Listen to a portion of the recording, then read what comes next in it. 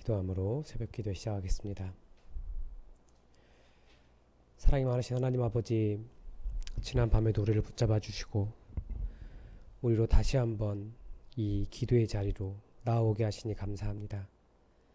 하나님, 우리가 있는 모든 곳이 하나님께 기도하는 곳이지만 특별히 하나님의 전에 모여서 아버지 앞에 나아가는 이 기쁨을 알게 하시고, 우리가 이렇게 열심으로 나왔사오니 하나님 우리를 만나주시며 우리와 함께 하시며 우리를 붙잡아 주시며 정말 하나님께서 우리의 능력이 되심을 매일같이 경험하는 삶이 되게 하여 주시옵소서. 하나님의 나라를 온전히 살아갈 수 있도록 도와주시고 성령으로 충만하게 하여 주시고, 예수님께서 정말 이런 그리스도인 되었으면 좋겠다라고 하는 모습을 우리가 온전히 이뤄갈 수 있도록 도와주시옵소서. 하나님, 코로나 바이러스 때문에 우리의 일상이 얼마나 소중한지 깨달으며 이 위협받은 일상이 다시 회복되기를 간절히 기도하오니 온전히 회복시켜 주시고 더 이상 이 바이러스가 퍼져나가지 않게 하여 주시옵소서. 하나님, 그러나 분명히 인간이 또 배워야 할 것이 있사오니 인간이 겸손하게 또 자연의 법칙과 하나님의 섭리들을 배워갈 수 있도록 도와주시옵소서.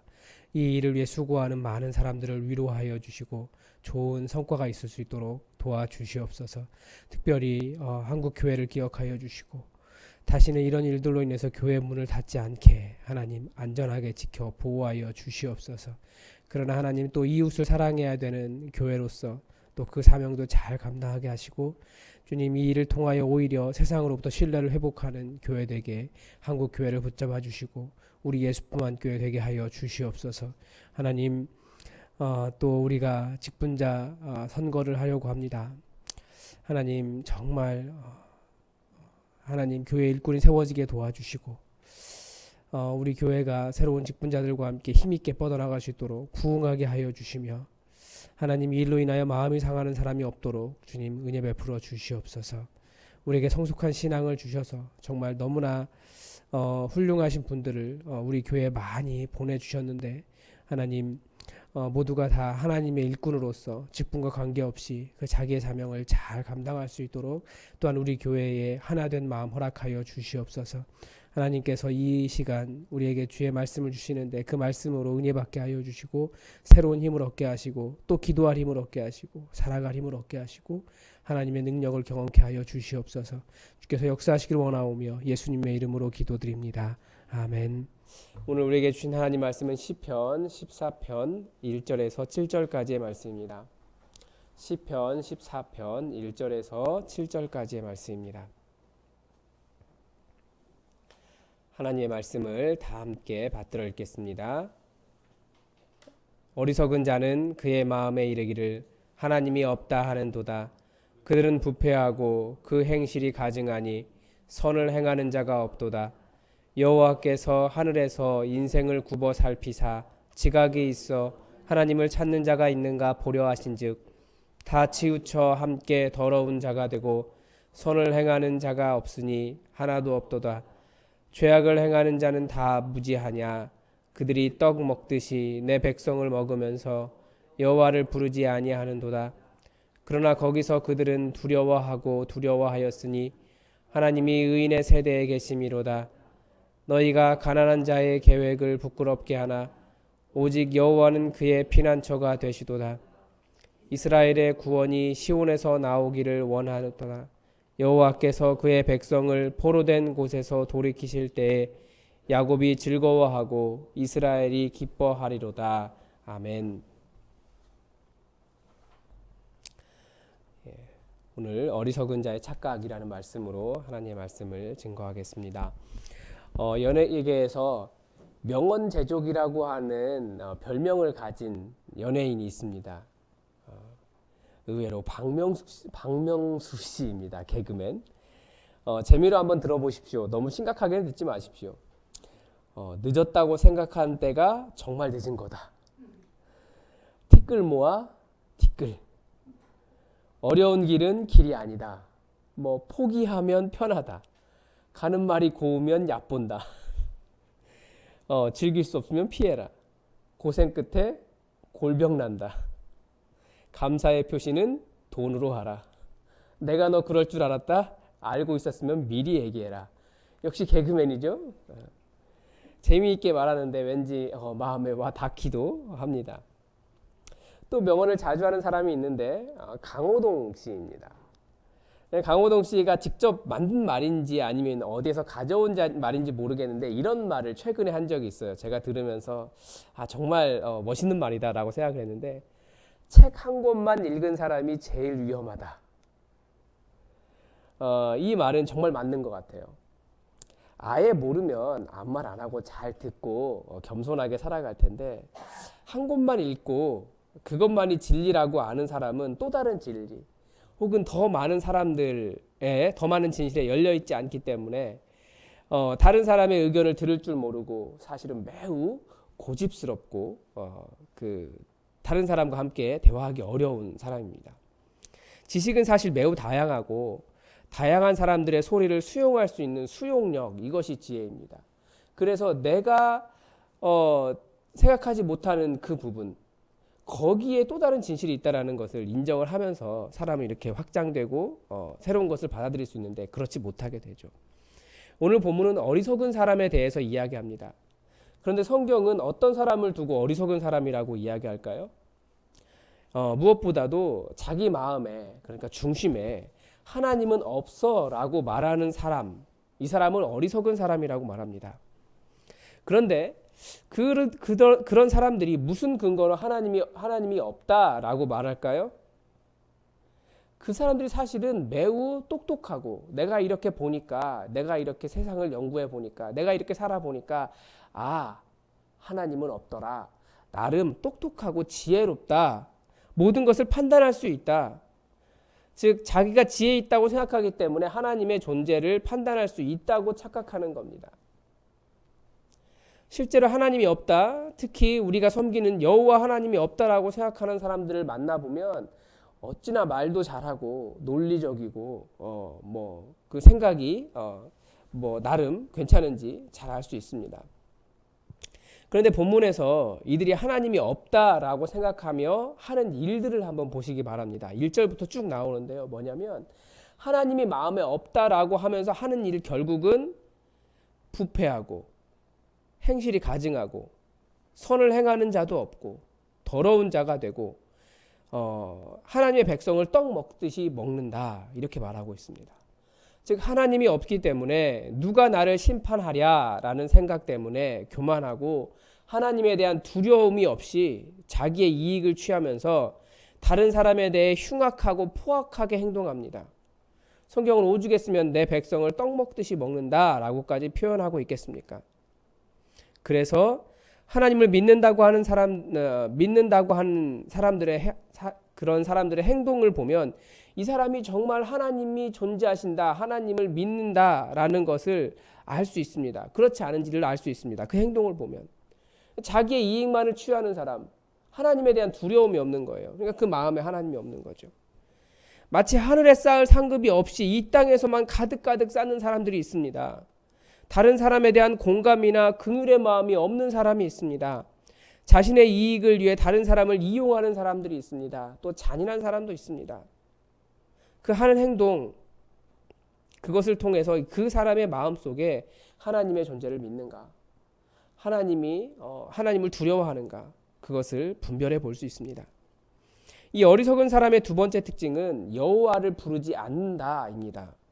여호와를 부르지 않는다. 여호와를 부른다는 건 무슨 뜻입니까? 부르짖는다, 기도한다는 뜻입니다. 4절에서 그들이 무지하다라고 말하고 그들이 여호와를 부르지 않는다라고 가르쳐 줍니다. 이 히브리어로 4절의 해석이 쉽지 않아요. 그 부르짖는다라고 하는 것 때문에 여호와를, 내 백성을 두 가지를 이야기하는데, 죄악을 행하는 사람들, 무지하다라는 거예요. 마치 내 백성을 먹으면서 이게 끊고 여호와를 부르지 아니하는도다, 이렇게 되거든요. 그러니까 두 가지가 있는 겁니다. 히브리어로는 해석이 쉽지 않아서 70인역의 해석을 통해서 다시 한번 번역을 하면, 어찌하여 그들이 그들의 모든 죄악을 알지 못하는가, 내 백성을 음식처럼 먹고 있다는 것, 그들이 여호와께 기도하지 않는다는 것을. 그러니까 모르는 거죠. 뭘 모르냐면 하나님의 백성을 음식 먹듯이 먹는 그런 잔인함, 이건 지금 앞에서 하나님을 두려워하지 않기 때문에 사람들이 그렇게 한다라고 말씀드렸고, 두 번째는 그들이 여호와께 기도하지 않는다는 것, 이겁니다. 2절에서도 같은 이야기 합니다. 여호와께서 하늘에서 인생을 굽어 살피사 지각이 있어 하나님을 찾는 자가 있는가 보려 하신즉. 이 사람들은 하나님을 모르기 때문에 하나님을 찾으려고 하지도 않고 기도도 하지 않는다는 겁니다. 이것이 바로 어리석은 사람입니다. 인생은 제가 여기서 굉장히 나이가 어린 축에 속하기 때문에 인생에 대해서 말하기가 좀 곤란하긴 한데요. 나름 살아왔기 때문에 벌써 40대 중반을 넘어가려고 하고 있습니다. 근데 인생은 제가 보니까 실패와 두려움과 어려움과 장애가 아주 많습니다. 쭉쭉 형통한 사람도 없고 형통하기만 한 사람은 작은 실패에 크게 무너질 수 있더라고요. 실패를 통해서 단단해지는 법을 배우지 못했기 때문에 그렇습니다. 마치 야생에서 자란 풀이 질기고 생명력이 강한 것과 비슷합니다. 그런데 인생의 어려움을 만날 때 하나님께 부르짖는 것이 지혜라는 겁니다. 어쩌면 인생에 어려움이 있는 이유는 바로 그때가 하나님을 찾으며 하나님께 부르짖으며 하나님과 그 어려움을 함께 이겨가며 또 하나님을 만날 만한 기회입니다. 그래서 삶이 어려울 때라도 하나님을 찾고 하나님께 부르짖는 것이 지혜라는 겁니다. 그래서 무지한 자가 왜 모르냐, 왜 부르짖을 줄 모르냐, 왜 기도할 줄 모르냐, 말씀이 그렇게 역설적으로 반문하고 있는 겁니다. 세 번째 어리석은 사람은 하나님이 의인의 세대에 계시다는 것, 가난한 자의 피난처가 되신다는 것을 모르는 겁니다. 이 말은 반대로 하나님을 붙잡고 살면서 의인의 삶을 사는 가난한 사람들에게 하나님께서 함께 하신다는 위로의 말로 저는 들립니다. 여기서 가난한 자는 실제로 가난한 사람을 의미하기도 하고 불쌍한 사람, 연약한 사람 다 포함합니다. 그래서 예수님께서 말씀하신 심령이 가난한 자는 복이 있나니 천국이 그들의 것이다 라고 할 때 여기서 이 가난한 사람, 불쌍한 사람, 연약한 사람, 아파하는 사람, 핍박받는 사람, 모든 연약한 사람들 다 포함합니다. 이런 사람들에게 하나님께서 함께 해주시고 하나님이 이런 사람들의 피난처가 되신다는 것을 모르는 것이 어리석은 겁니다. 하나님이 모든 가난한 자들의 피난처가 되십니다. 그래서 저는 이 말씀이 저에게 아이고 이 멍청한 목사야 이렇게 말하는 것처럼 들렸어요. 연약해지는 것 두려워하지 말아라. 자존심 상하는 것 두려워하지 말아라. 작은 교회 두려워하지 말아라. 가난한 것 두려워하지 말아라. 이 세상에서 큰 소리 칠 만한 상황이 되지 못하는 것에 두려워하지 말아라. 더 많이 가지지 못하는 것에 두려워하지 말아라. 하나님께서 너의 피난처가 되시기 때문에 그런 거 두려워하지 말아라. 이렇게 들립니다. 제가 그런 문제 때문에 항상 하나님께 불만이 가득했었거든요. 그런데 시간이 지나면 지날수록 하나님을 더욱 신뢰하게 됩니다. 뭐라고 할까요? 이 목사 생활 10년 만에 한 단계 이렇게 업그레이드 된 것 같은 그런 느낌이 요즘 조금 듭니다. 물론 이런 마음이 들 때 더 조심해야 한다는 것도 알고 있습니다. 그래도 제가 제 자랑 하나만 하겠습니다. 제가 사실 요즘 매우 행복합니다. 왜 행복하냐면 제가 차가 2대가 되었기 때문입니다. 좋은 차냐 나쁜 차냐 이것을 떠나서 하나님께서 주셨다는 사실이 너무 행복한 거예요. 물론 하나님께서 저에게 굉장히 많은 것을 주셨죠. 그런데 저는 다른 사람들이 그런 얘기할 때, 사역자들 그런 얘기할 때 차 받았다는 얘기 들었을 때 정말 부러웠거든요. 근데 목사 생활 10년 만에 받은 거예요. 어떤 사람은 전도사 때도 받던데 정말 필요하니까 주시는구나. 이전에는 다른 사람에게만 있는 일인 줄 알았는데 이전에는 글로 알았다면, 다른 사람에게서만 알았다면 이제는 체험으로 한 겁니다. 그러니까 그동안도 알았지만 제가 하나님께 툴툴거린 거예요. 그러니까 믿는 사람도 그런 어리석음이 있습니다. 말씀 보기 때문에 안다고 생각하지만 마음속으로 완전히 동의가 되고 하나님이 우리의 피난처가 되시고 우리와 함께 하신다는 것을 완전히 믿고 경험하며 그 안에 살지 못하면 그냥 어리석은 백성과 똑같습니다. 여러분, 우리가 하나님의 말씀을 지키다가 조금 연약해져도 괜찮습니다. 하나님은 우리의 피난처시기 때문입니다. 하나님께서 의인과 함께 하시기 때문입니다. 로마서에서 이 말씀을 인용할 때 모든 사람이 죄 아래 있다 라는 문맥의 마지막에서 이 말씀을 인용합니다. 모든 사람은 하나님에 대해서 무지합니다. 그러니까 하나님을 안다라고 말하는 사람은, 안다라고 말할 수 있는 사람은 없습니다. 항상 매일같이 하나님을 새롭게 만날 수 있는 거죠. 성경을 보면서 또 인생을 살면서 겸손하게 하나님의 영역을 인정하며 오늘도 내가 주의 이름 부르며 하나님을 신뢰하며 하나님을 두려워하며 살아가면 하나님의 구원을 경험하게 될 것입니다. 그것이 이 시인의 마지막 말입니다. 우리가 오늘도 하나님을 인정하고 나의 모든 삶에서 하나님을 부르며 그렇게 내가 하나님을 잘 몰랐구나, 다시 하나님 만나는, 새롭게 만나는 간증과 은혜의 시간 되시기를 주님의 이름으로 축복합니다. 기도하겠습니다. 하나님, 우리가 신앙생활을 오래 하면서 항상 하나님을 안다라고 생각하지만 사실은 우리가 하나님에 대해서 많이 아는 사람이 아님을 또 고백합니다.